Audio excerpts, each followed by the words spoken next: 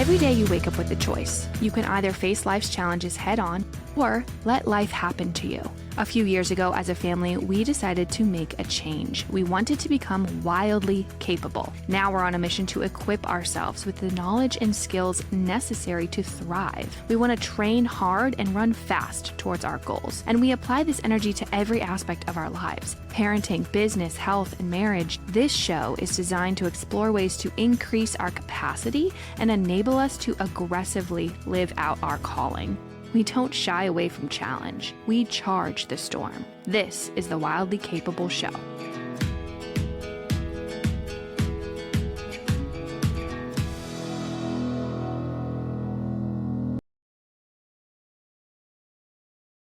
Today's hot take is going to be, we feel you should run your family like a business. You said hot take and I'm cold. It just didn't hit. Maybe it's not a hot take. Maybe that's a very accepted opinion, but we're going to talk about that today. How to run your family like a business, why you should run your family like a business, what we even mean by that. Are we treating our kids like employees? That would be weird. We're definitely not. So just to cue up today's conversation, this is something Joey and I have been kind of doing without realizing for years, just because your own leadership and your businesses, you've always kind of been like self-employed, right? And the way you lead your staff and your company and you create vision for that has just naturally trickled into the way we talk about our kids, the way we talk about our family, the way we talk about our marriage. And so it wasn't until recently that we actually put the language to it. Like, oh, what if we like discussed running your family like a business? I've heard that before in ministry, like this church is run like a business, and you know, it can be applied to other sectors. But at the end of the day, I think what we are really talking about today is the leadership of both mom and dad and what that looks like. I think it's also viewing, and we'll talk about this more, but viewing your family as something that is worth everything, right? So it's worth all of your intention, all of your effort. It's worth your money, your time, your stress. It's worth it. Yeah, it has value and it is demanding your best efforts. How many entrepreneur stories do you hear of? And it's like, that sounds worse than having a newborn. Just and the it's effort. Just a reality, right? I talk to so many entrepreneurs and I'll say, how are you sleeping at night? Like, how are you doing? And they'll say, Joey, I slept like a baby. And I'll be like, yeah. And they say, yeah, I was up all night crying. And I'll be like, okay, all right. If you guys haven't tried the bone broth based protein powder by Ancestral Supplements yet, you are missing out. It is actually really hard to source quality whey protein, which is what is in most protein powders, which is why I love Ancestral so much. Also, they have adaptogenic mushrooms and an organ meat blend inside of the powder. It is so packed with nutrition, and it's 20 grams of protein per serving. It tastes delicious. They have it in both chocolate and vanilla. You really can't go wrong. They're both amazing. Go over to ancestralsupplements.com/homegrown and then use the code homegrown at checkout for 15% off and get yourself the best protein powder on the market. Unfortunately, most of the coffee at the grocery stores was roasted weeks or even months ago before you ever even picked it off the shelf. That is why we partnered with a local roaster to bring you freshly roasted coffee right to your doorstep. We source our coffee from small farmers who are doing things the right way. This is specialty grade, single origin coffees, again, roasted to order. Go over to shoptheage.com and use the code homegrown for 10% off. You can also find our organic and fair trade teas, including our lavender Earl Grey, our traditional chai, or our ceremonial grade matcha. Go check it out and use the code homegrown at checkout for 10% off.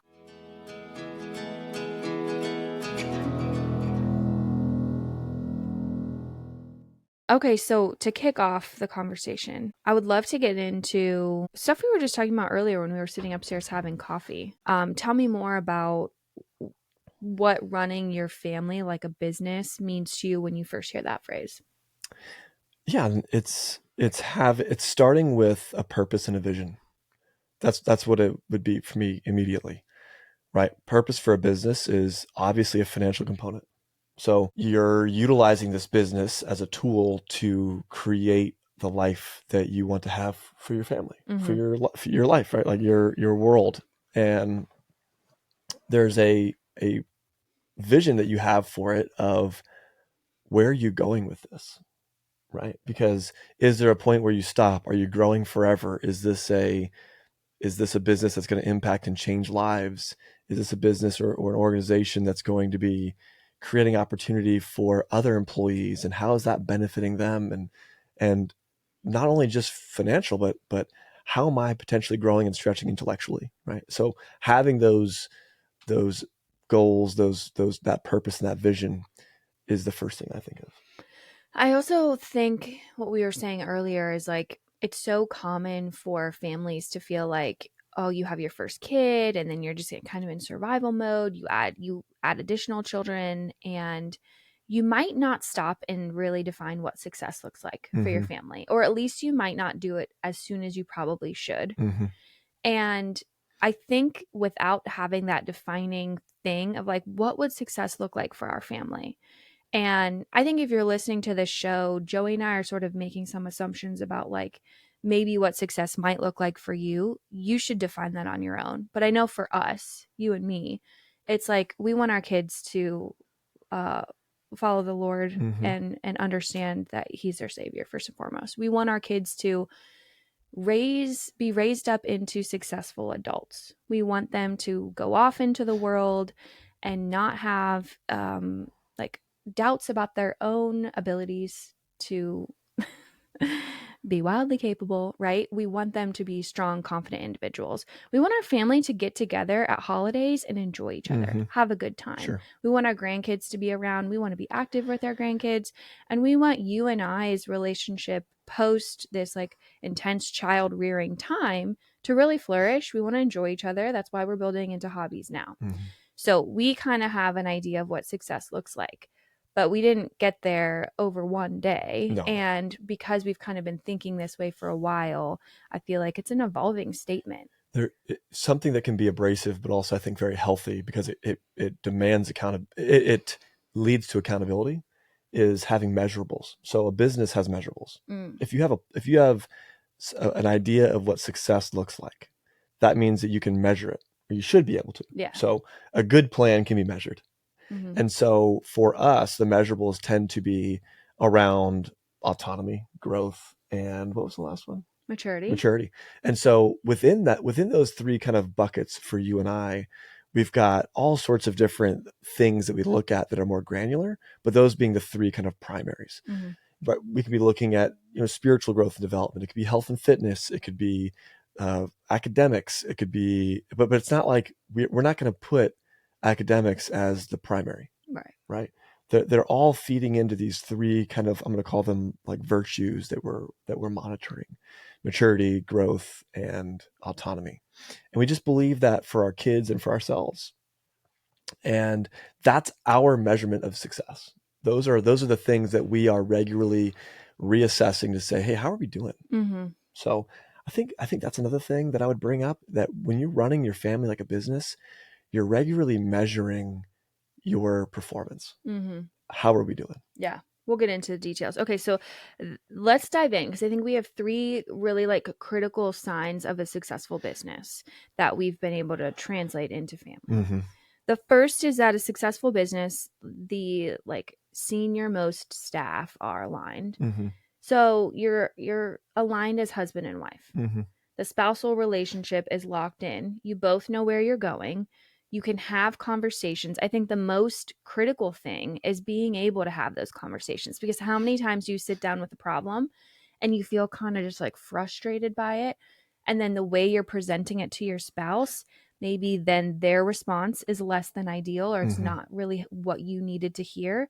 And that conversation goes from being one that could have been productive, but instead it creates tension between the two of you. Sure. And I'm sure that happens in business with Always. like CEOs Yep. and CMOs or whatever, all the C's. And All the O's. all the C's and all the O's.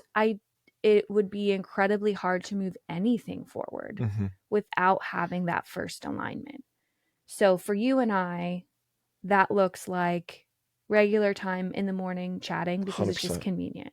So like we call that our coffee chat, but like it can happen in the afternoon, in the evening, in the morning, before kids are up, while kids are up. Guys, we send our kids away. So they'll come down the stairs and they'll sit on the couch next to us and we'll give them hugs and snuggles and say, good morning. How did you sleep? And so we meet them and we're like, hi, I love you. And then if it is at a time where we're still in the middle of a conversation, we'll say, hey, we're having adult time right now. These are the things you can go do. If it's a weekend or a rogue day like today where we need to record, hey, go turn on Looney Tunes. Sure. If it's like a day that we're not starting with screens, which is most days, it's like, hey, go get the art kit out, go downstairs and play in your fort that you built. Go upstairs and brush your teeth and get ready for the day and make your bed. Read a book, make yourself some breakfast, find something productive to do to get your day started off right. Yeah. And the reason, like, that might sound weird to be like, oh, your kids come down and like first thing in the morning, you like send them off.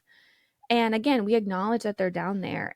But if we're in the middle of a conversation, maybe we have 20 more minutes to really discuss something.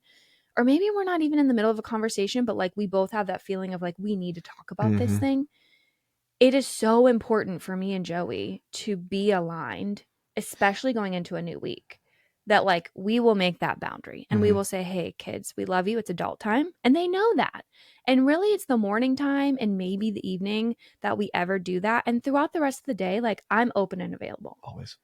So I do think like that's what it looks like to make it a priority. Sometimes it's uncomfortable. Sometimes you have to sit your kids down. And like we had to say to our kids, hey, we're doing this because we're discussing something or we need to talk about or we need to plan for, they know we have a podcast. They know that we have businesses. So I think that that's cool. Let's talk about the how for that. So alignment, so key in business and in family.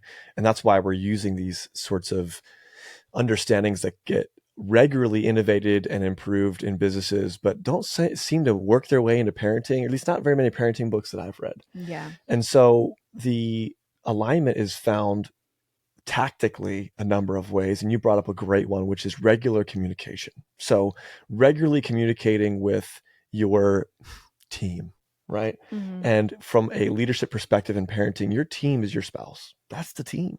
And you're leading this organism, this unit, this family, and it takes a lot of intentionality. And if you're constantly reacting, so if the kids come down in the morning and immediately your brain goes to, well, we're done because this is the priority. Well, now what you're losing is that time to create the plan that's going to help you effectively lead the team or lead the organization best, right? And so it's the same thing in business. If you're not meeting with your team to discuss how we're going to approach challenges when they come up, or deal with threats or weaknesses that are prevalent and causing a delay in production or in service, then you are going to fall behind. You're going to start to feel the drag or the pains of that. You're not going to see resolve. You're going to feel like you're playing defense, and we're trying to play offense, right? We're trying to grow and actively pursue what our vision is. So alignment through regular communication, you could call this meetings in business, right? Having team meetings, having leadership meetings, board meetings, whatever you want to call it. Those meetings that everyone's like, oh, meetings, we're too many meetings. Anyone that's sick of meetings, well, if you took meetings away after about a couple of months, you'd be like, dude, I don't know what's going on. It's just a funny thing, right? Grass is always greener in business. Now, and family probably too. Not to mention the benefits for your marriage having regular communication, but we didn't even get into that. The next thing that kind of helps with alignment is absolutely, we talked about this on the kind of the get-go of this podcast, is having a North Star, having a goal, an objective, a purpose, a vision. That is absolutely key. So that when you're having those meetings and when you encounter friction or something that maybe there's slight disagreement on within the team, you need to know where you're going. So if profitability in a business is key, that helps guide your decisions. Hey, should we spend this extra money on this piece of equipment or in this investment for this facility? Well, what's it going to do for us? What's the return on that investment? Well, if we do that, we can now host sessions and groups that we could never have before. We're going to be able to market and position ourselves as something unique in the city. We're going to be able to what are the benefits? Are we providing extra value for our clients? Are we going to be able to charge more because there's more value for them? Like we're not just being, pirates. Yeah. That's amazing. Well, then maybe the investment there is worth it. Well, let's get granular. If it's a $10,000 investment, how many bookings or sales does it take to recoup that investment? And then from then on, is it just gravy? Are we going to be seeing cherries on top of all of our bookings? That's the way to approach that. So if you've got that North Star and you have a child that gets sick or falls behind in school or is struggling with their attitude or their behavior, or they're skipping portions of their meals on a regular basis, could be small things, could be big things, but you have that North Star, you've got that plan, you've got that initiative, you've got this idea that you want to have for your family. And so when something so small as they come down in the morning, we both are aligned in that. It's not that you're setting or I'm setting the kids away like a bully and you want to snuggle. Yeah. That's not what's happening. You and I both are in agreement that, man, our family is going to be more successful if you and I can spend some time talking about how to love, nurture, and care for our children first. It's the same thing of airplane, put your mask on before you help somebody else, right? Mm-hmm. And so that having that vision, that purpose, having that regular communication, those things are so key to having alignment. And it's a really big deal. And the final thing is man, when you have conflict, keeping short accounts, right? This all funnels into alignment. And I'm looking at this from a business perspective. I tell this to our team on a monthly basis, at least. Man, if you have a problem with somebody or with me, keep short accounts. It's like, what does that mean? Well, don't keep a laundry list of things that you're mad about forever. And that's a situation where if you and I have a conflict, it doesn't mean that we're fighting. It might mean that, man, like I've got something on the calendar and you've got something on the calendar. We didn't communicate well because, gosh, we're going to have that happen still. And kids come down the stairs and we're in the midst of that. We've got to keep a short account. We got to figure it out. Mm-hmm. If that means, hey, you know what? I have to push a meeting that morning because, dealing with this issue, whether it be within one of our businesses or just in our marriage or in our family, is mission critical. Then we got to figure it out. Mm-hmm. And it might be because, like, if we don't get it figured out, then it delays the action that we could take. So anyways, keep short accounts, having that regular communication and having that vision and purpose is going to help drive alignment. And alignment can help lead us to our next point, right? So once you kind of have alignment, how do we get to the next stage of running a successful business? And what is that next point? Well, actually, something we hadn't even put in here, but I think is important in the alignment category is like defining roles. I think something that's helped me so much is when you have kind of like laid out, hey, cause I'm out of the house every day, I'm in the office, right? I'm going to maintain a 10,000 foot view of our family at all times. I'm really going to be focused on like where we're going, big picture stuff. You are the operator of the household. You're in it. You have a temperature read every day of what's going on. You're with our kids. You see their meal times. You see their attitudes. You see every little moment of struggle throughout the day. And so you can kind of report that back to me. And me not feeling like you have to live my life in order to understand is so helpful, because how many times do parents get stuck in this like, well, we're just going to be 50-50. And if we're 50-50, then we're going to basically be doing the same things. And forcing both people to operate as like two CEOs when one of you really should maybe be the CMO or something. What's the equivalent in business? I don't know. COO. Chief Operating Officer. Yeah. So it's not that you have, one person's better than the other. It's just that your roles are probably going to be different, especially if you have one person that works outside the home and one person that works inside the home. Actually, that applies to anyone. But for us specifically, it's been helpful for me to know, okay, my role is like daily management. I can speak into these things. I can lead in these ways. And then I know that it's also nice to have you from a fresh perspective to speak into what I'm feeling, because gosh, the daily grind can you can lose sight of your vision. And that's where it's your really role to be like, hey, actually, this is the thing we're working on. Role definition. It's a good one. I'm glad you brought that up. Yeah. It is so critical. If you don't know where you have jurisdiction, I mean, think about being in a business and you don't know what you're allowed to take control or ownership of. Yeah. So what are you going to do? Well, just wait for somebody else to figure this out. And that happens in families where it's it could be as small or as easy as like, well, I don't really do the dishes. I'm just going to let it sit there. That's ridiculous, right? But like, that's an example of man, if we all own everything and we Mm-hmm. all feel like then it creates this like redundancy that could cause like a 50-50, like it's not my turn or whatever. But if we have a separation of roles, I love, at least in my heart, believing that if I do laundry or if I really clean the kitchen, it's a service to you. And I like that. Mm-hmm. It's not that I'm looking at it like, oh, it's just her job. It's that, hey, you know what? For the most part, because you're here more than I am, you're doing more dishes than me, you're cleaning the house more than I am. So when I come home, it's an amazing way I can serve and support you by taking on those challenges and taking them off your plate every now and then, or cooking dinner, Mm-hmm. right? So yeah, having clarity of role, a clear definition of your roles is great. The final thing I'll say there is when things get really stressful and there's high responsibility decisions to make, having a CEO that can step in and say, I will take ownership of this decision, and knowing that it comes to a point is incredibly healthy. Mm-hmm. Incredibly healthy. The last thing you and I need is a huge decision, critical moment, child is in the hospital, like something like this. And someone needs to be able to say, hey, this is my decision. Mm-hmm. And we both are happy and content with that because we both want what's best. Mm-hmm. Now, that doesn't happen very often. It's very minimal. But I just want to diffuse this thought of, if wow, Joey's the CEO and Elizabeth's the COO, classic, submissive wife kind of vibes. It's like, dude, that's not it at all. Mm-hmm. That's not it at all. If anything, it's you're so much more in control and taking so much more leadership over what's going on. But man, I want to help carry the burden of things that get when things get really hard, and I want you to have the wins when they're joyful. That's Mm-hmm. kind of how it feels. So Mm-hmm.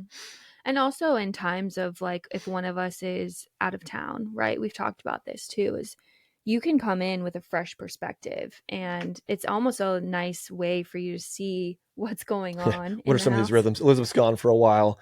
I'm like, man, some of these things are starting to slide around here. We need to have a talk. So yeah, that's good.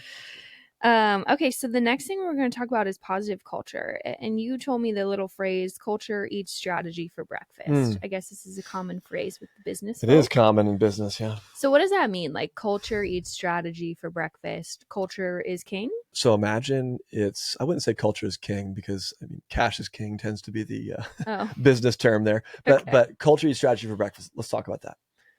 I'm just gonna show like a contrasting view of the different tactics or approaches to business to kind of give you a picture. So strategy, you can be um, Napoleon Bonaparte, right? Just a strategic genius, winning all kinds of battles, super successful, and and you can do that. That is a way to win for sure. Um, the reality is, though, is that you are commanding people, and you have to have influence over them and be a really micromanagey kind of person in order to keep them aligned with your decisions, especially if they don't believe in it, Mm, right?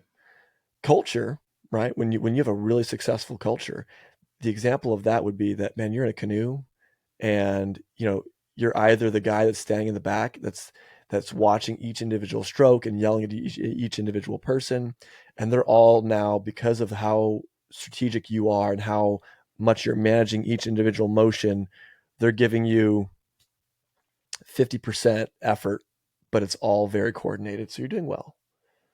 Culture, it might be kind of clunky at first, you got to coach people up some more, but they believe in you, right? And they're giving it everything they got. And when you get up to speed and you start to get people dialed in, and they start to learn each other's behavior, and they learn a lot faster, by the way, because they care. Culture eats strategy for breakfast in the long run, right? You might take a small you might be behind the people that are very strategic for the first 1,000 meters or whatever.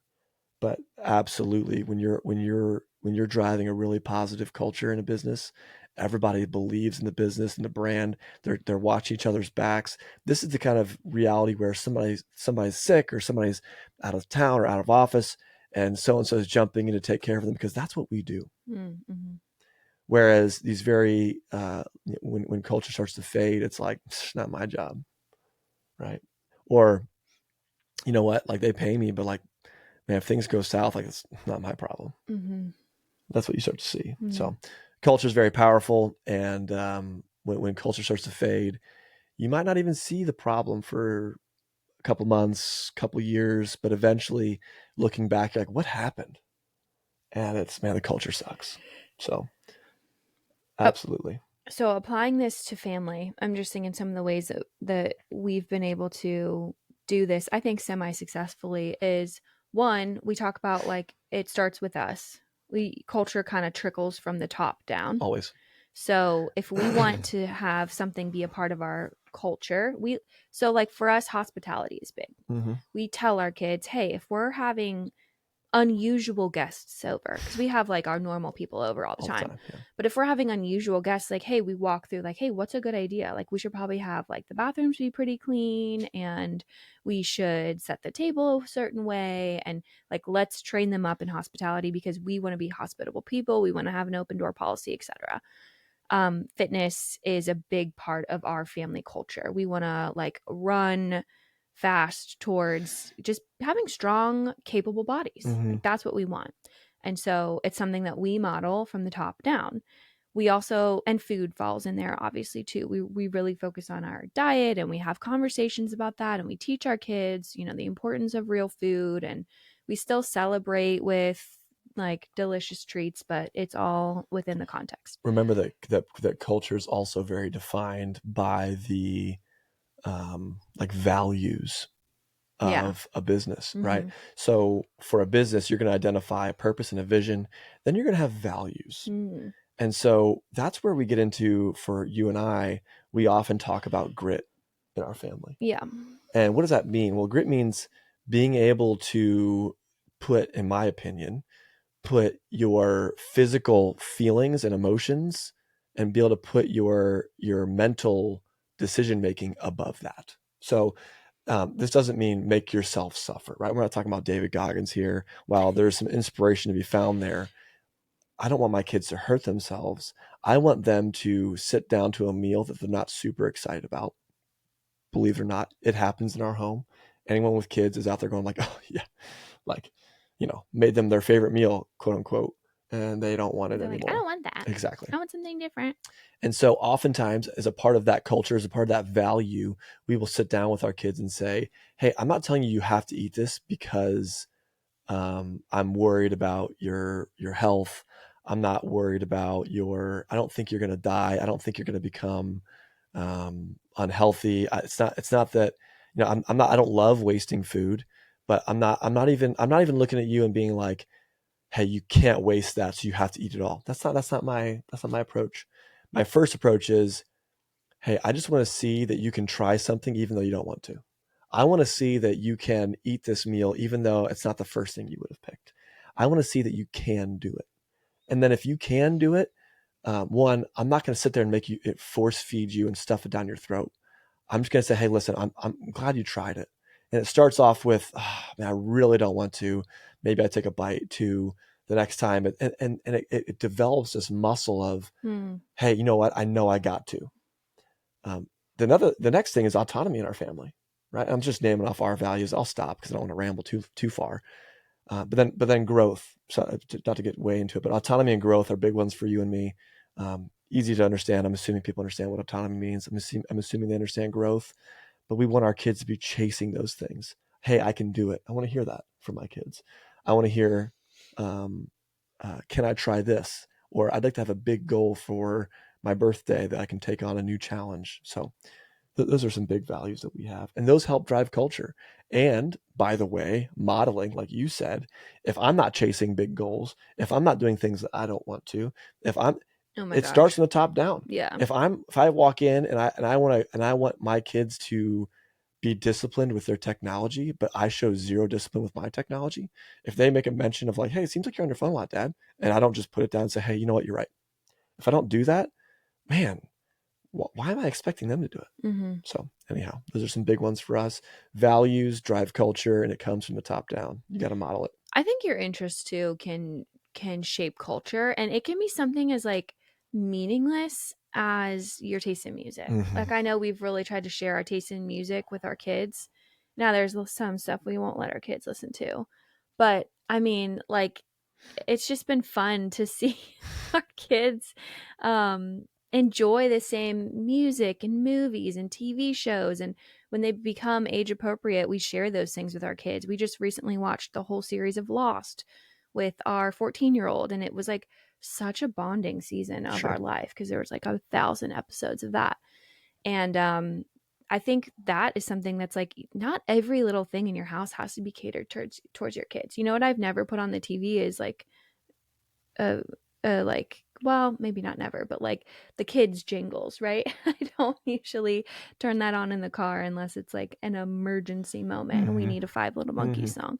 So I think just sharing your interests with your kids can Inclusion be, would be another value of our families for sure. yeah. We're always including our kids in things that we do, and we're also bringing others into our family as well. That's Mm-hmm. why we have the open door policy that you mentioned. It like people just walk into our house, and there's people out there probably listening to this that are like, "Yo, you knock on my door and you've texted and called me ahead of time. I know you're coming," and that is just not how our house works. Mm-hmm. People wander in all the time. The only other little note we had by positive culture was the idea of like senior staff, like your older kids, Hmm. and how we might address them in a different way. And that leads us to, something that's part of our family culture is like we don't have a communist approach where not every kid is not treated equal. They're just not. I don't even know if that's communist or not, but we treat our kids differently based on their age and their capacity, and we have those conversations with them. So even when it's uncomfortable, we are having conversations about so and so's bedtime is different because they're older than you, Yeah. or their ability to be on a screen right now is different because they're older than you. Hmm. And it They've goes, earned it. And it's not even just age, right? It's yeah. they've proven responsibility in these ways. And we've got some kids that have matured faster than others, and therefore not just oh, they're the youngest, they just get no. When a child has proven that they can um, swim earlier than another, it has nothing to do with their age. It's like, hey, can I go in there without my life jacket? Now, again, very, very monitored, and we're very safe around water, but that's something earned, right? That's a autonomy. That's something that is earned because you've proven you can, right? And we do the same thing with technology. You prove you can be safe with this thing, and I will give you that opportunity. You prove that you're not, and we may take it away. Mm-hmm. It is what it is. The example we've given before is if the 5-year-old doesn't want to finish their dinner or maybe isn't excited about the food that we're serving, they're still in the mode of training where it's like, you know what, it's important for you to do this thing because it's hard and we want to train you how to do that. Once you reach an age where you have a little bit more autonomy, maybe you're capable of cooking yourself something separate. You can do that potentially. We're going to treat Yeah. the 14-year-old different Yeah. in regards to the same problem. Say they also don't want the food. It's been a conversation. They can give us a valid reason. They'll do the dishes. They'll cook their own Sure. thing. You know. And that freedom can be revoked if it were to be identified that they're not ready for that freedom, Yeah. right? And an example of this might be, hey, you know what, Ruth, you're 9, and I'm gonna let you make your own plate of dinner. And she goes up and she takes 0 protein. Mm. Well, I'll let it go a couple of times. Mm-hmm. So dinner 1, she doesn't take any protein because she doesn't feel like she wants to eat burger that day or whatever, Mm-hmm. right? Mm-hmm.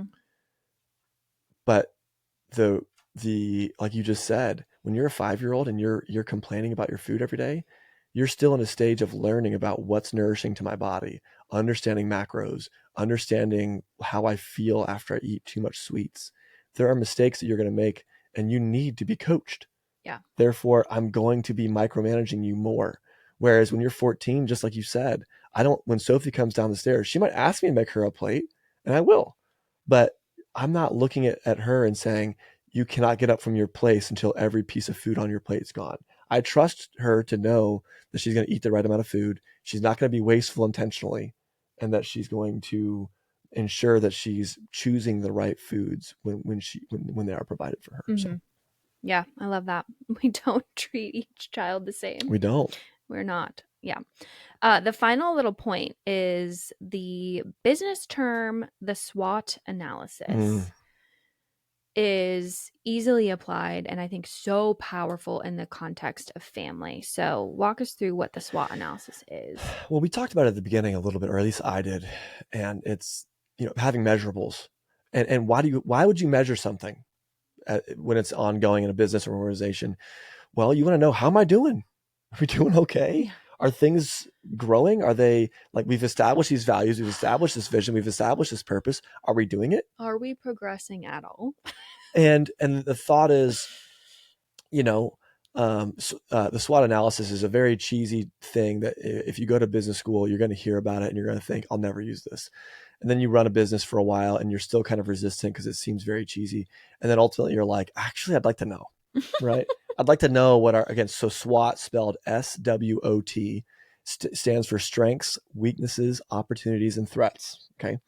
A SWOT analysis is something that is very basic, but it's super powerful.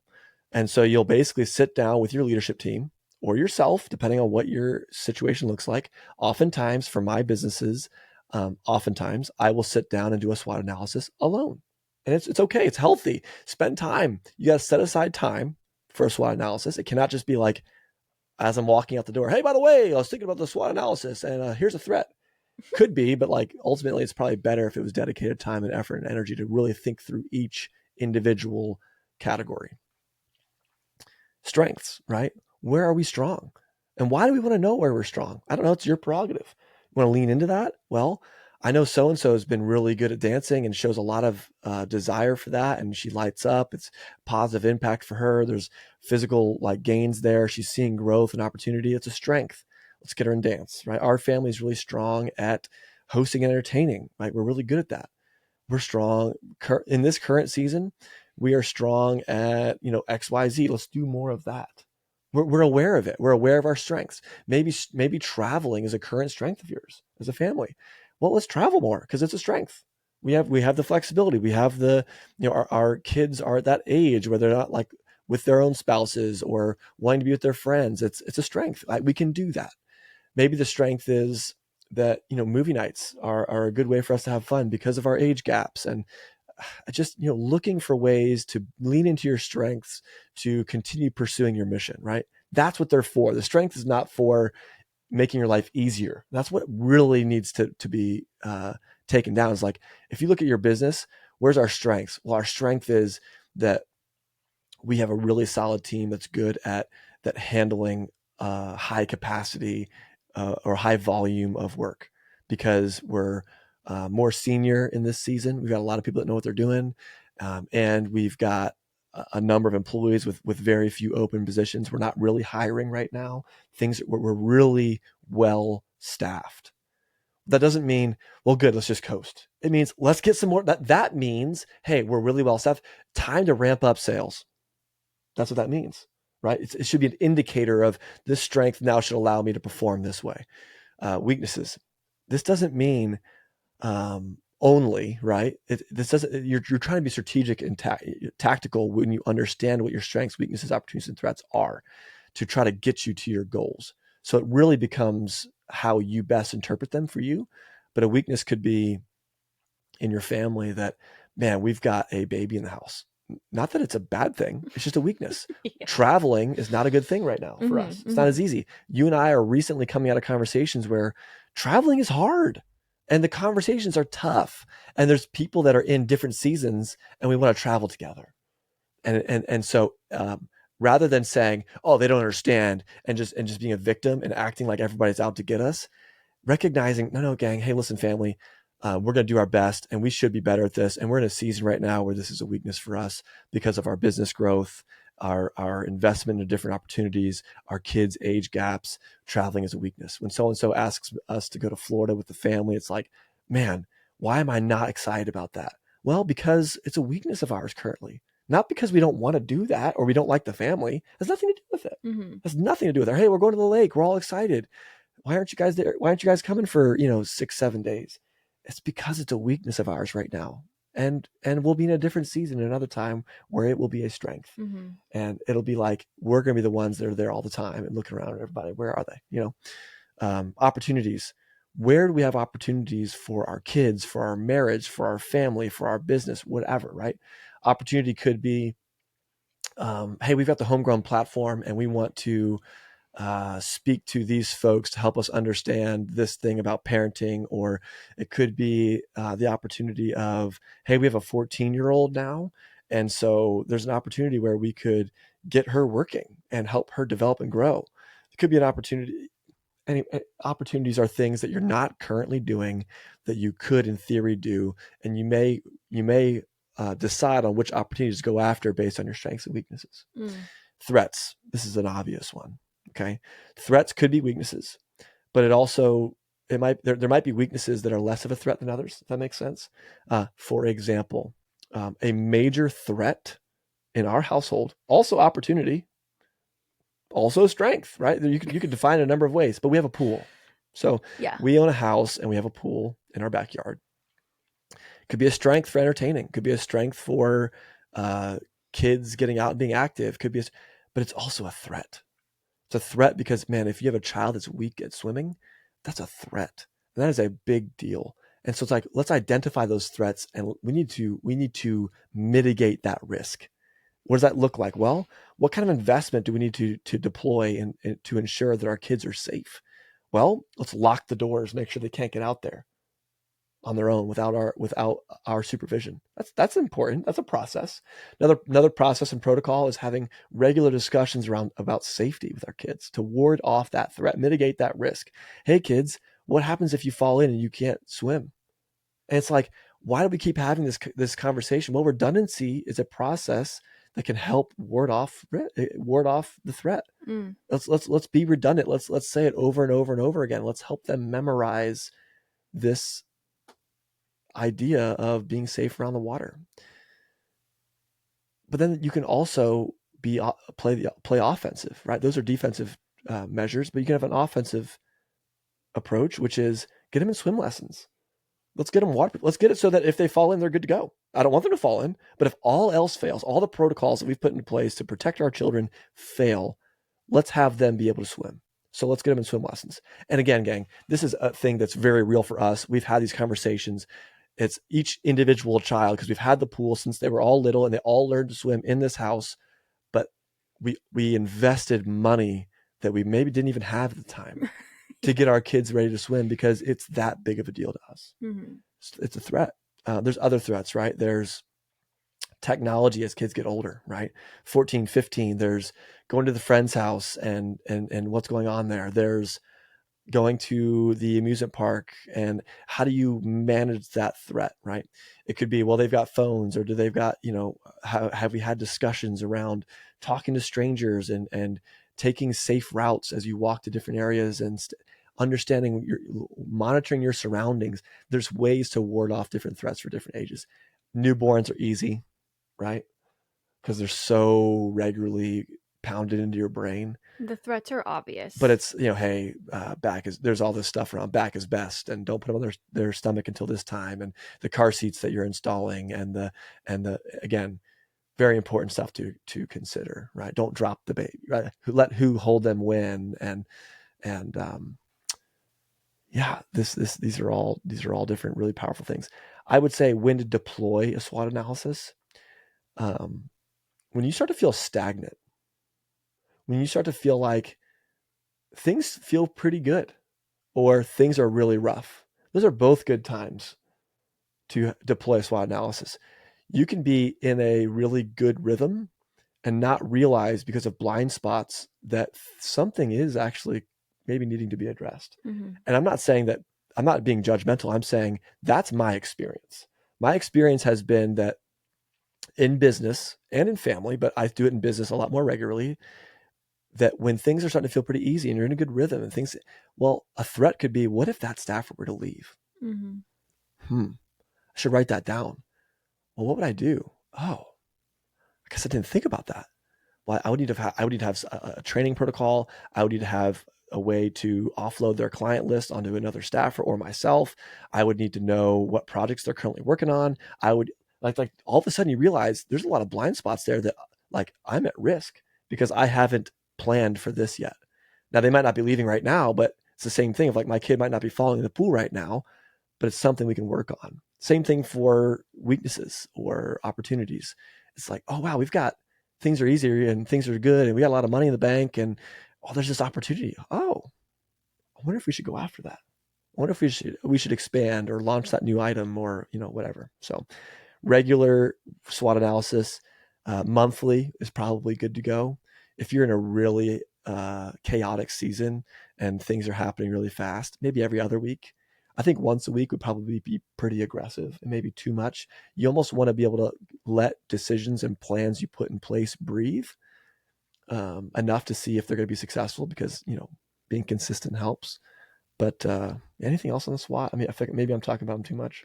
Well, I think what we were saying early on, especially with the new baby, is that change and the different threats and weaknesses with a tiny little baby seem to turn over quickly. Mm-hmm. And so it was actually helpful for us early on to almost run through a SWOT like analysis, weekly for when Bowman was first little, because we're like, hey, what are we facing this week? Every week was a new challenge. Was it we're trying to get a little bit longer stretches of sleep? Was it a feeding thing? Do we need to talk about getting tongue tie release or revision? Did we need to talk about chiropractic care?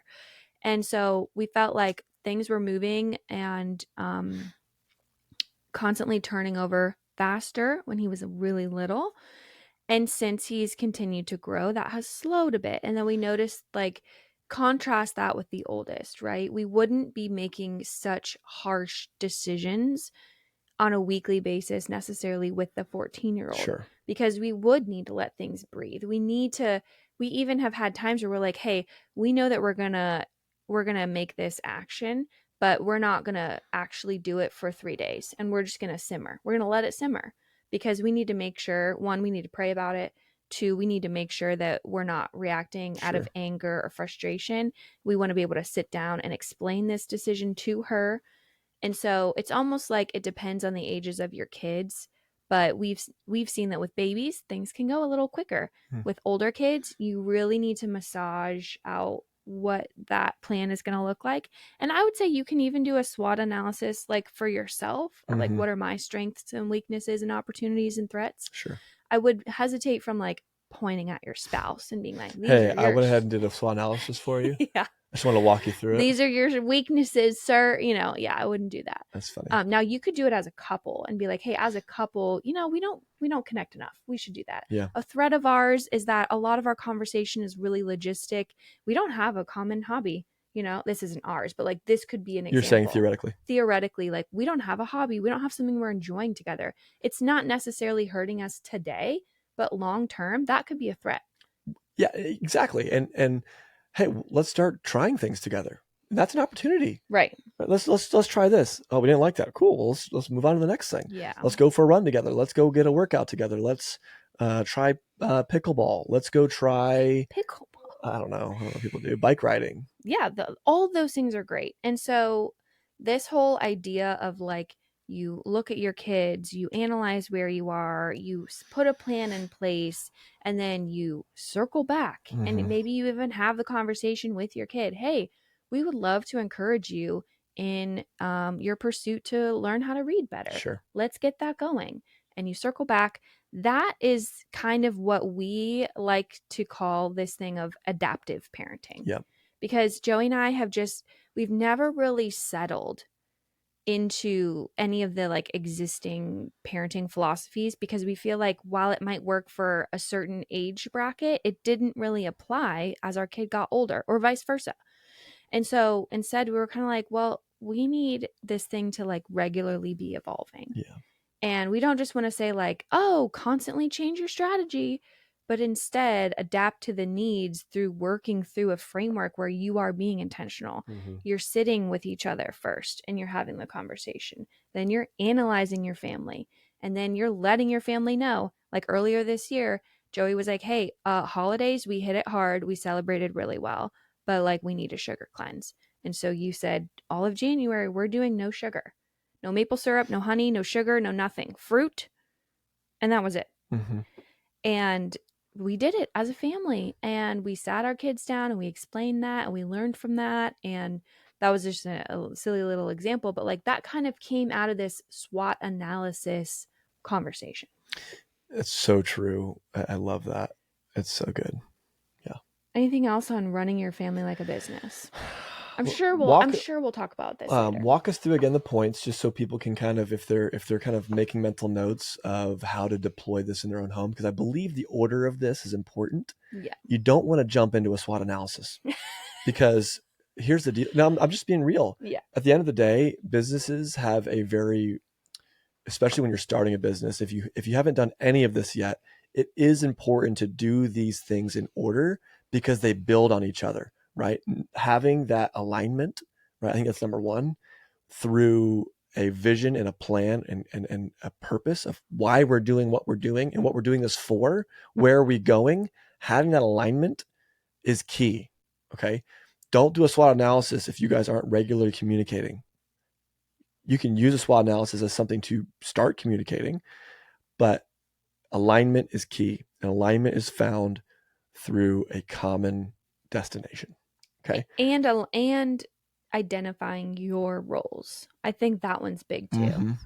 As long if you guys aren't sure like whose role is what, or if you should both take on a challenge with the same, like umph and energy, or if one person could take the lead on it, or like who is really keeping track of, mowing the grass. That's a tiny example, but really knowing your roles is going to be important For sure. for you to be aligned. And it's once you check those boxes, okay, we have a general vision, we're aligned, and we know our roles going forward, so that you're kind of carrying the vision piece and I'm kind of carrying the day to day, and we can at least get the wheels turning that way. Mm-hmm. Then you jump into the next category, which is like, how do we build our family culture? Well, it starts again with mom and dad. Like, what are we doing? What do we want our kids to emulate? Yep.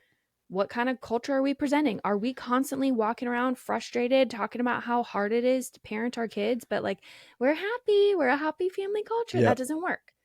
So, can you be real with your kids and be like, I'm having a hard day. I need to go take a nap. I love you, but I need a minute.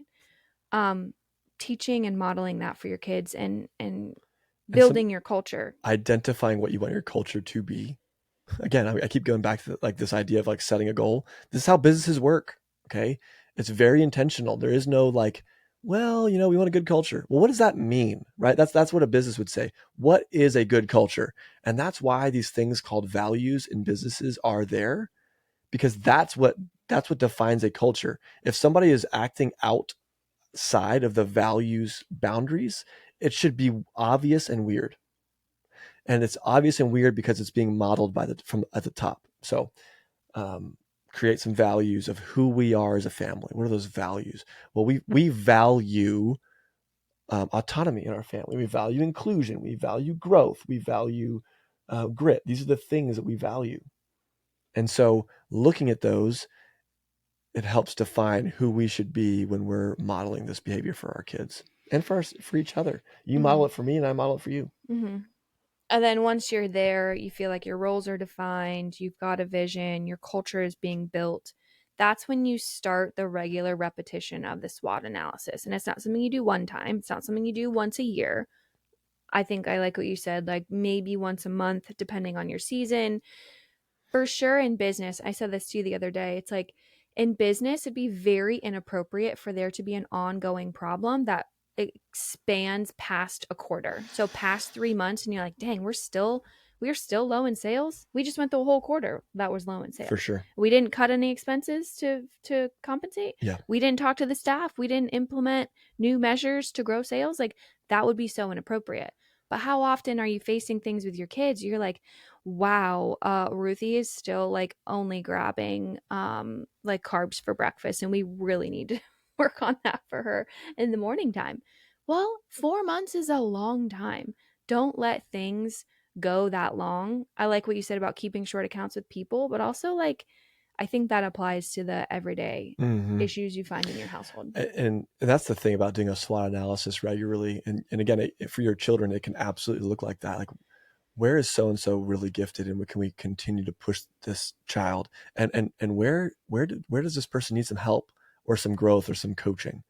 And yeah, if 4 months, 5 months, 6 months go by and this thing is still not done yet, it's not their fault at this point, it's your fault.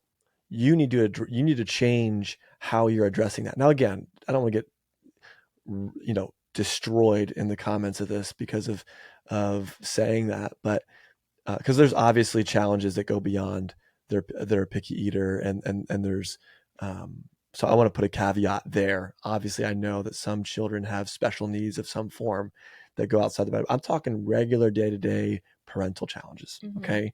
And so if you are in um, the if you're outside of that and you're playing a different game with certain challenges, I get it. But there's definitely ones that are more normal, and you know about them. Yeah. The people I'm speaking to, you know what I'm talking about, and you're gonna have to change your approach. It, it's, man, bedtime, we're still struggling. Still struggling. Sure. So and so hasn't really found a hobby or an interest beyond, reading yet. So, should we press into that a little bit harder? Yeah.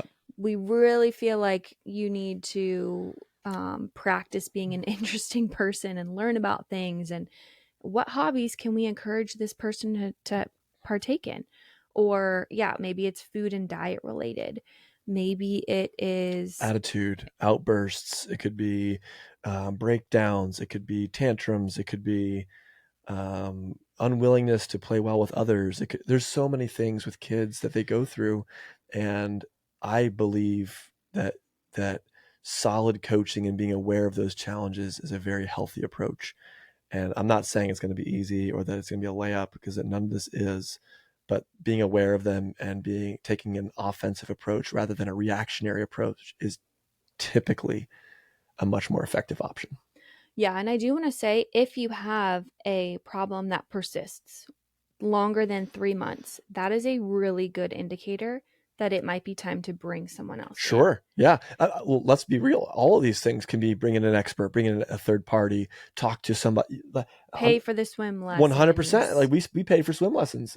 Like you could talk to, a psychologist. You could be meeting with a doctor. It could be bringing in a tutor for a specific sort of academic.